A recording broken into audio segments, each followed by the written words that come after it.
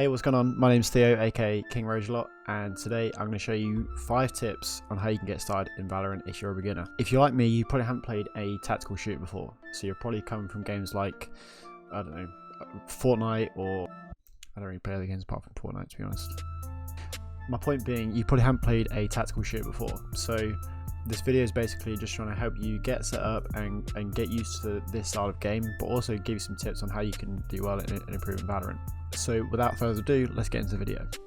Okay, so the first tip we're going to go over is crosshair placement. Now, you might have seen a couple of Valorant games already, or you might have played a few, and you would realize that the time to kill in this kind of game is super quick. You can die by a 1 tap or a 2 tap by most guns. So it's super important that you keep your crosshairs at headshot height pretty much most of the time you're playing. So when you're running around, do not look at the floor, at leg height, or even sort of waist height. If you can, keep it at headshot height, and if not, just below that. But generally, just keep it there as much as you can. Now, you might be thinking, okay, well, how do I know that? How do I know what headshot height is, and how do I set it to that? So I only learned this the other day, but as soon as you spawn into a game, your crosshairs automatically sit at headshot height. So even running around now, let's have I've just spawned in, I know that this is headshot height and it's just going to stay there. I'm not moving my mouse at all, but I know that that's headshot height. So already that's just, you know, that puts me on a good level, and I know that if someone peeks around that corner there, all I've got to do is tap 1 or 2 times and I know he's dead. So yeah, keep your crosshair at headshot height all the time. Okay, so tip number 2 is about how to peek a corner in Valorant. We know it's about Valorant, Theo, shut up. Alright, so tip number 2 is how to peek a corner. Okay, let's just say, for example, you're on your own and you want to peek this corner here, and someone's standing around here, let's just say. So the first thing you don't want to do is just rush around the corner and just spray in. He could quite easily just stand here and just 1 tap you as soon as you come around the corner. So what you want to do is almost dissect this corner into multiple parts. So the first thing we'll do, like we just said a moment ago, is keep your crosshairs at headshot height, rule number 1.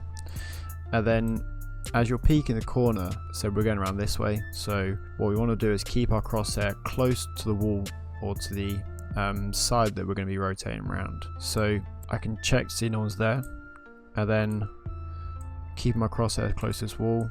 I'm almost going to check every possible place that he might be. Again, so it could be someone at the back there, headshot height, and then I'm adjusting it as I go around again, so he could just be here. So you're not rushing around, you're almost keeping the wall as a defense.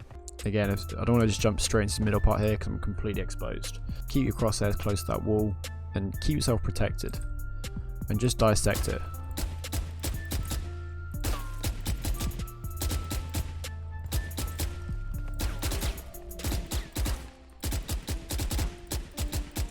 Alright, so the third tip actually follows quite nicely from tip number 2, and this tip is counter strafing. So firstly, what is counter strafing? If I use A and D, I can strafe in the game. Yeah, nice and simple.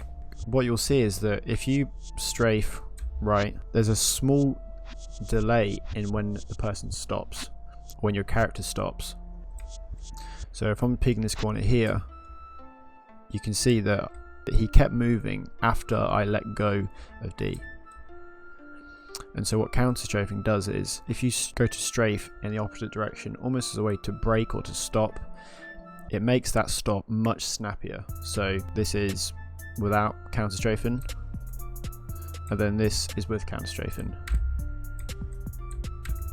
So that's all it is. It's nice and simple. It's just you strafe from one direction, then you stop with the opposite strafe. Why do we do this? So we know how to do it now. Why is it we do this? I say we as if I'm a professional. I'm not a professional tactical shooter player, and if anything, I'm a beginner. I'm just learning. So alright, so why do we tactical shooter players do this? Alright, why?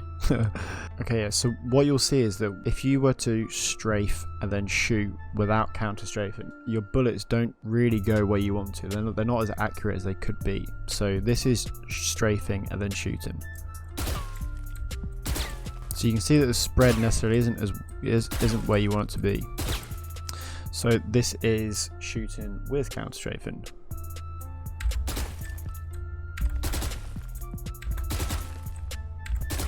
So it's more about the time it decreases for you to stop and then shoot, because as we know that when we're more stationary, our bullets are more accurate. So we want to be able to move or almost dodge or peek a corner, fast stop, get a stationary, and then we can shoot and try and get that headshot. So let's just say someone was here, right? And they're equally, they've kind of got their crosshairs around here.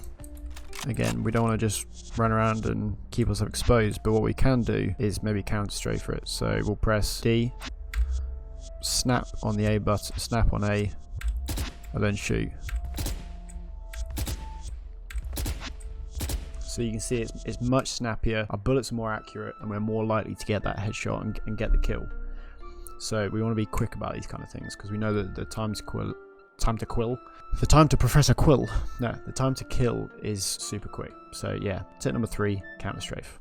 Okay, so our fourth tip is a really common mistake that I want you guys to avoid as soon as possible, because I've done it before, pals have done it, and even pro players still do this mistake. Before I tell you what it is, watch this clip and then yeah. Left side. Right, closer right.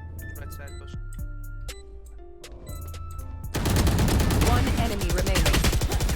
Okay, so if you just watched that clip, you might have been thinking, why the hell did I reload? So we already know that the time to kill in this game is super quick, and you can one shot anyone pretty much with most guns. So that's doing about 156 per headshot. And so in that clip, just because of my habits from playing other FPSs and watching other shooters, is that as soon as you've shot at someone, generally your instinct is to reload. So my point is, do not reload after every kill or after every time you've shot someone. So unless you're not doing this, you don't need to reload.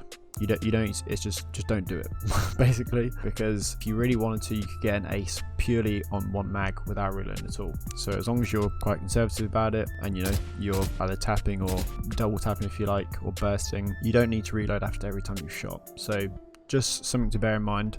It will save you from dying, pretty much. Okay, so for this 5th and final tip, we're going to discuss the importance of using left shift. So when you shouldn't use it. So if you don't know, left shift is how you basically create no sound when you're moving around the map, i.e. you're walking. So nice and simple, right? The reason you do this is so you're not giving your own position away to the enemy, but also your teammates' position as well. It's fairly easy if you're in a game and you're rushing around, and a few of you are not using left shift. It's quite easy for the enemy team to communicate that to one another, and they can readjust their plan accordingly. So you want to come with a bit of surprise. If I wasn't using left shift, you'll see that on the mini map there'll be a circle that appears around your character. So that's showing how far your sound is traveling, and that anyone within that circle can hear your footsteps and hear your movement. So that can not only expose yourself, but also potentially where your teammates are as well, which as a result could cost you the round. So as we're peeking around corners like we showed before, you just want to make sure that you're always kind of using left shift, so you're not exposing yourself or your team, because as you saw in that clip earlier, I could hear where those 3 players were coming from, and so it was easy for me to adjust where I was and kill all 3 of them and win the round. So you can see how threatening it can be if you don't use it.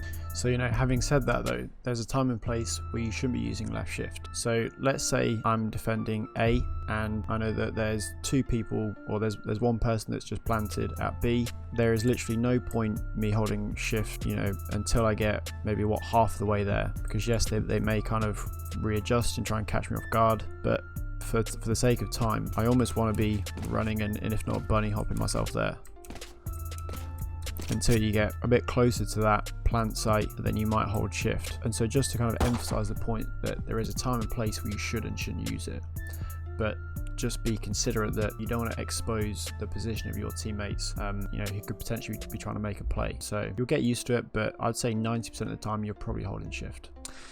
Okay guys, that was my 5 tips that I think everyone should know when they're starting to play Valorant. As I said, I'm not a pro player by any means, but I'm a beginner and I'm learning, so these are the kind of things that I found helpful over the past couple of weeks. So I hope you found it useful. If you did, I'd be really grateful if you could drop this video a like and possibly subscribe. Also, feel free to come check me out on Twitch. It's twitch.tv/KingRagelot_, because I still can't get the full name yet. But yeah, I'd love to see you guys in there as well. So until then, I'll catch you guys in a bit. So if you're like me, you probably haven't played any kind of strategic. Shit, what's it called again? That's what. Right, I knew. Right, I swear down, I knew this. Look. 30 seconds left. That appears around your character on the minimap, and that basically indicates the sound in which you're. 10 seconds left. You can see how threatening it can be. 30 seconds left. You know, I know that. 10 seconds left. I hope you enjoyed this video, and if you did, I'd be really grateful if you. It's twitch.tv/. It's twitch.tv/KingRageAlot_.